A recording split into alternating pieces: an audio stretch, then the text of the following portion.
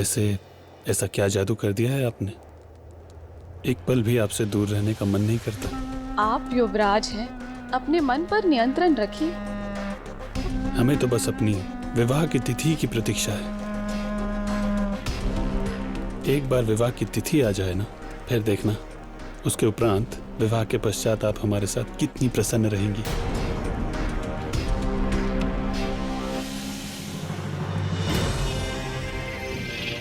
पिशाचिनी तो हर स्थिति में प्रसन्न रहती है। तुम अपनी प्रसन्नता की चिंता करो। कुछ कहा आपने? नहीं राजकुमार, मैं तो अपनी प्रसन्नता के बारे में सोच रही थी।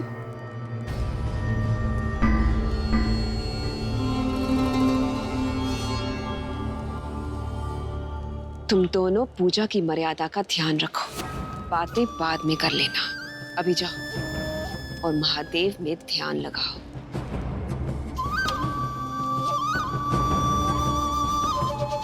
और तुम हमारे पुत्र से दूर रहो। मुझे आपके पुत्र से कोई लगाव नहीं, वही मेरे पीछे पड़ा है। अपने उद्देश्य में ध्यान लगाओगी तो भारमल से पीछा स्वयं ही छूट जाएगा।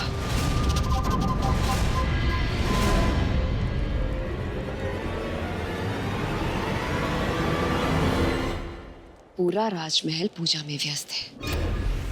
यही सही अवसर है अपने उद्देश्य को पूरा करने का। मेरे उद्देश्य में सबसे बड़ी बाधा आपका पुत्र है। उसे मेरे पीछे आने से रोकिए।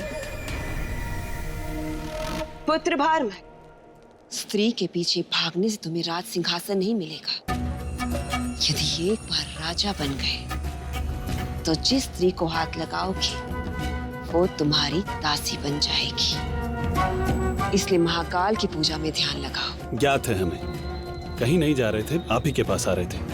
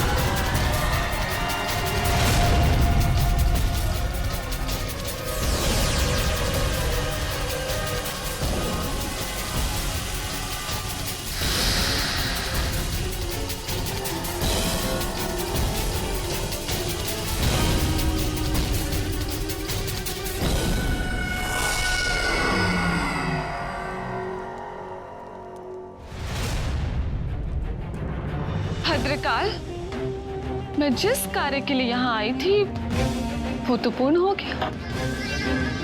अब बस देखते जाओ कि तुम्हारा कार्य किस तरह सिद्ध होता है।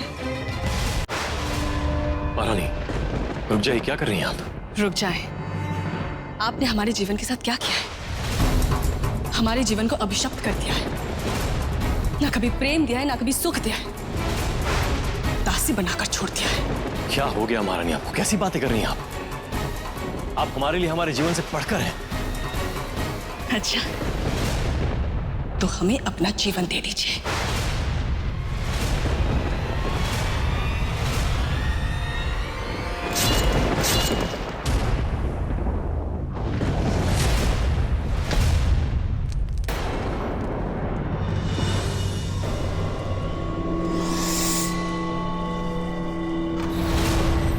ये नहीं हो सकता।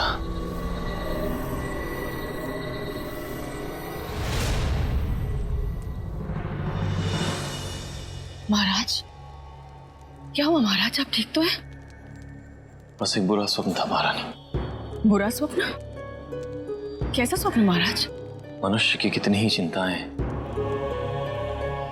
दुस्वप्न बन जाती हैं महारानी। कोई विशेष बात नहीं है, आप सो जाइए।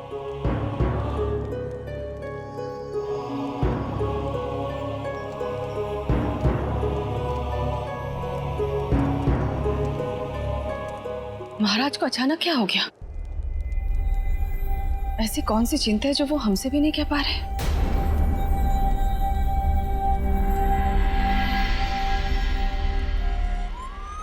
मैं तो इतने दिनों से व्यर्थ ही विक्रम को राजन राजन करता रहा।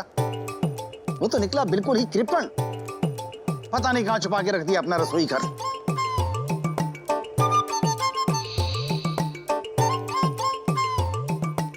भोजन की सुगंध, लगता है आसपास ही कहीं रसोई घर है। बेताल,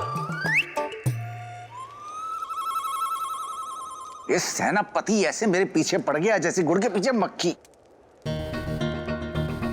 कहां छुपा है बेताल? चाहे कुछ भी हो जाए, आज मैं बेताल को खोज कर ही रहूंगा।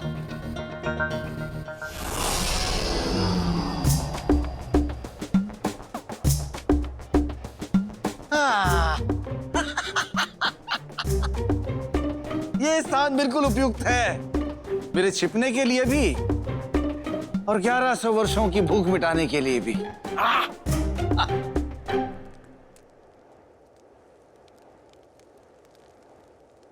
बेताल,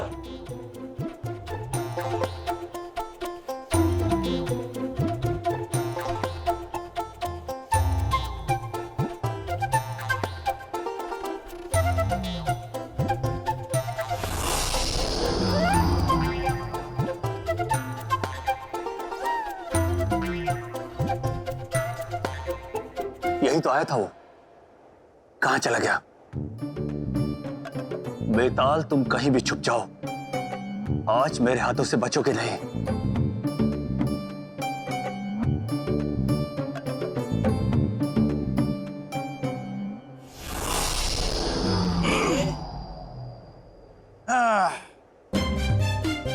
बेताल, तो दृश्य भी तो हो सकता था। इस कुमड़े के पीछे छिपने की क्या आवश्यकता थी? लगता है प्रेत घाटी से निकल के मैं अपनी शक्तियां भी भूलता जा रहा हूं।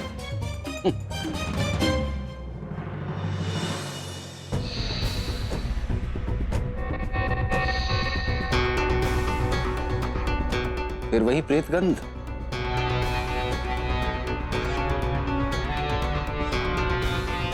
यहां तो केवल शाख हैं। फिर ये प्रेत गंध कैसे? प्रेत भी यहां केवल मैं ही हूं। क्या कोई और प्रेत?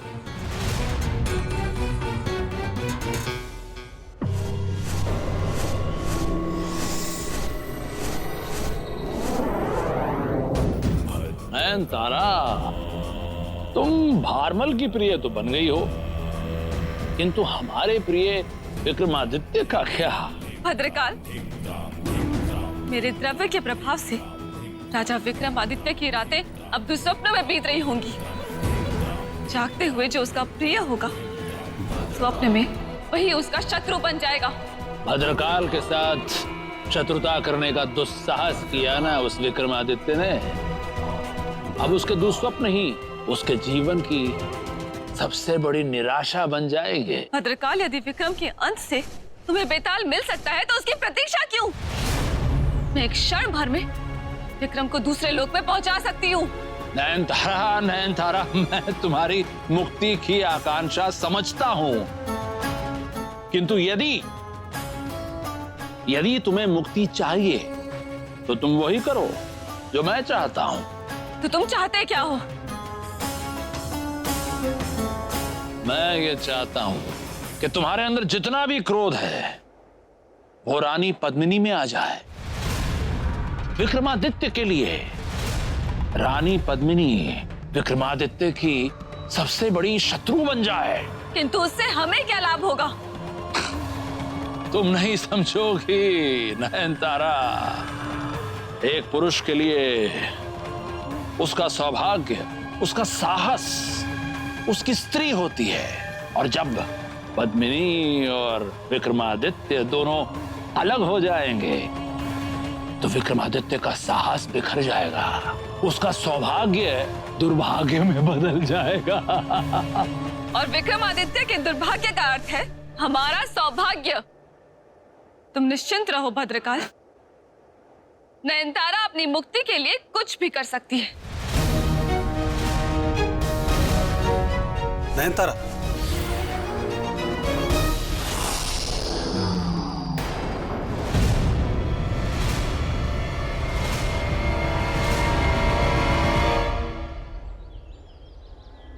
बात क्या महाराज, आपके मुख पर यह चिंता की रेखाएं कैसी? और आमिर जी, हम आपसे कुछ जानना चाहते हैं। जी कहे महाराज। यदि स्वप्न में आपका कोई अत्यंत प्रिय व्यक्ति आपके प्राण लेने का प्रयत्न करता हो तो इसका क्या अर्थ है? आप क्या कह रहे हैं महाराज? आपका कोई अत्यंत प्रिय व्यक्ति आपके स्वप्न में आकर आपके प्राण लेना चाहता है? कौन हो सकता है वो? महारानी पद्मिनी। युवराज, आप यहाँ? जी, और अच्छा हुआ कि हमने आपको ढूंढ लिया, अन्यथा आपका सत्य तो हमें कभी ज्ञात ही नहीं होता।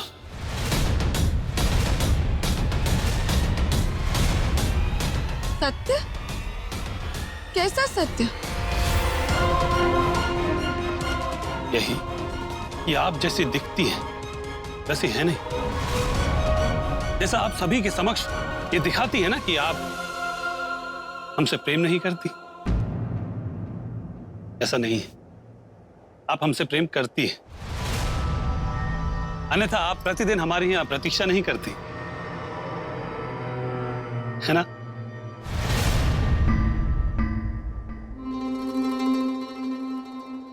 तो आपको ज्ञात हो ही गया। हाँ हाँ, और यदि आप स्वयं को दर्पण में देखेंगी ना तो आपको भी ज्ञात हो जाएगा कि आप हमसे कितना प्रेम करती हैं।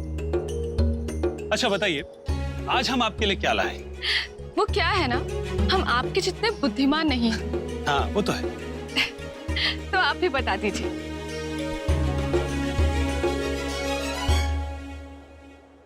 अपनी वाटिका के सबसे खूबसूरत पुष्प एकत्रित करके हमने आपके लिए बनाया। यदि आपकी अनुमति हो तो इन पुष्प की माला को मैं आपके बालों में लगा सकता हूँ। अब आप इतने प्रेम से लाए हैं तो मैं मना कैसे कर सकती हूँ?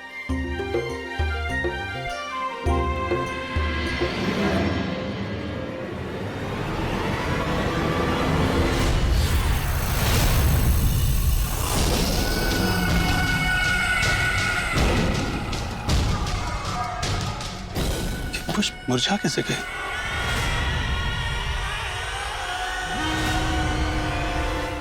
स्वप्न सिद्धांत के अनुसार इसका क्या अर्थ हो सकता है वरामेर जी? महाराज, मेरे अभ्यास के बल पर मैं इतना कह सकता हूं कि अवश्य आप किसी नकारात्मक शक्ति के संपर्क में आए हैं, जिसके कारणवश आपको ये नकारात्मक स्वप्न आ रहे हैं। किंतु वरामेर जी, नकारात्मक शक्तियों का हमारे स्वप्न से क्या लेना देना है? महाराज, ये नकारात्मक शक्तियां केवल मनुष्य के मन और मस्तिष्क को समाप्त नहीं करती हैं, ये मनुष्य की सकारात्मकता को पूर्ण रूप से नष्ट कर देती हैं। इसका कारण है ये दुस्वप्न। केवल इतना ही नहीं महाराज, ये नकारात्मक शक्तियां मनुष्य को पूर्ण रूप से खोखला कर देती हैं, उसकी तेजस्विता और पराक्रम को पूर्ण रूप से समाप्त कर देती हैं। वारामीर जी सत्य कह रहे हैं महाराज।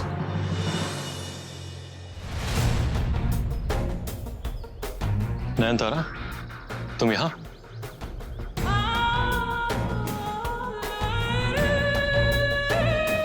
क्षमा कीजिएगा महाराज, मैं आप दोनों के मध्य अनाधिकार आ गई। किंतु वारामीर जी जो कह रहे हैं उसका एक दूसरा पक्ष भी है। कौन सा दूसरा पक्ष? महाराज, स्वप्न में भविष्य के संकेत होते हैं। हो सकता है कि आपने जो स्वप्न देखा है वो आपके उसी प्रियजन के मन में छुपे हुए आपके प्रति नकारात्मक विचार हो, उनकी अभिव्यक्ति हो सकता है कि भविष्य में आपके साथ जो घटना होने वाली है आपने उसी का स्वप्न देखा हो। किंतु ये सब तुम इतने विश्वास से कैसे कह सकती हो? महाराज, मेरी माँ एक बहुत ही प्रसिद्ध मनोवैज्ञानिक और स्वप्न विशेषज्ञ थी। स्वप्न को समझने की विद्या मैंने उन्हीं से सीखी है। किंतु अगर मेरी किसी बात से आपको कष्ट पहुंचा हो तो क्षमा चाहती हूँ।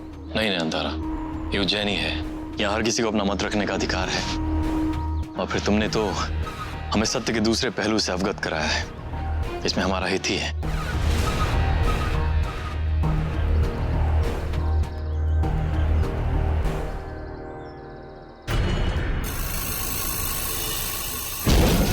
विक्रमादित्य, अभी तो ये पहली सीढ़ी है, आगे आगे देखो। तुम्हारे हित के बहाने ये नयनतारा तुम्हारे व्यक्तित्व को कितना खोखला कर देती है। सुनने में आया है इस महल में कोई प्रेत घुस आया है। क्या बात कर रही हो बहन? किसने बताया तुम्हें? ऐसी बातें कोई बोलता थोड़ी है, पर जानते सभी हैं।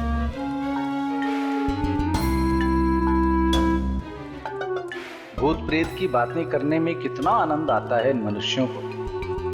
अब इनसे थोड़ा आनंद लेने का अधिकार तो मेरा भी बनता है।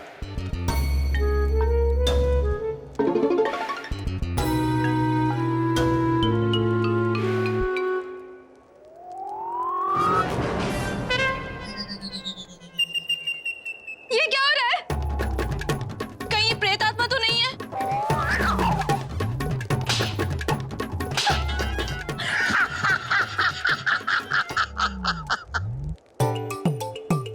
प्रेत का सामना करने का साहस नहीं होता तो प्रेत की बात ही क्यों करते हैं ये मनुष्य लोग?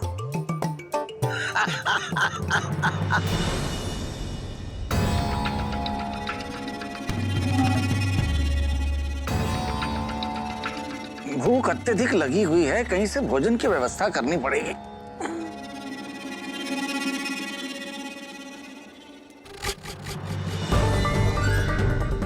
फिर वही प्रेत गंध।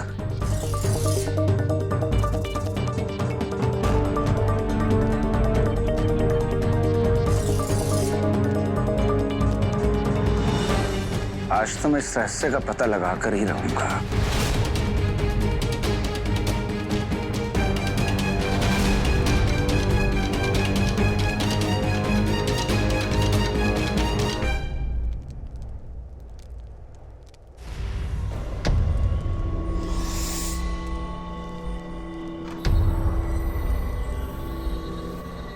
महारानी पद्मिनी और प्रेत, यदि ये सत्य है तो ये सत्य मुझे विक्रम को बताना होगा।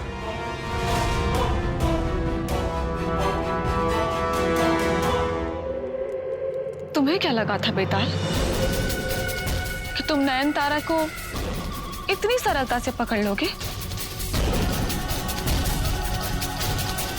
ये नयनतारा का व्यू है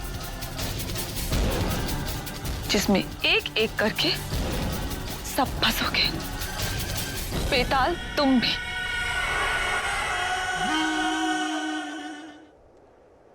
महाराज, आप इतने विचलित क्यों लग रहे हैं? कहीं वो दुस्सपनों तो नहीं जो आपका पीछा नहीं छोड़ रहा है? दुस्सपनों की कैसी चिंता महारानी, स्वप्न तो बस स्वप्न है, चिंता तो अपनों की होती है। महाराज, हम समझ गए, आप अवश्य ही हमें लेकर चिंतित हैं, परंतु आप हमारी चिंता छोड़ दीजिए, क्योंकि हमने अपनी सुरक्षा की व्यवस्था कर ली है।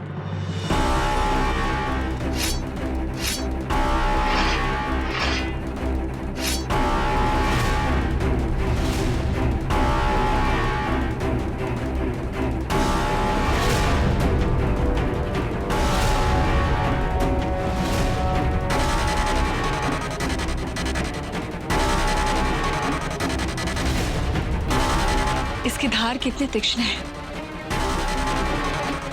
इसका एक ही स्पर्श किसी के प्राण ले सकते हैं। हो सकता है कि भविष्य में आपके साथ जो घटना होने वाली है, आपने उसी का स्वप्न देखा हो।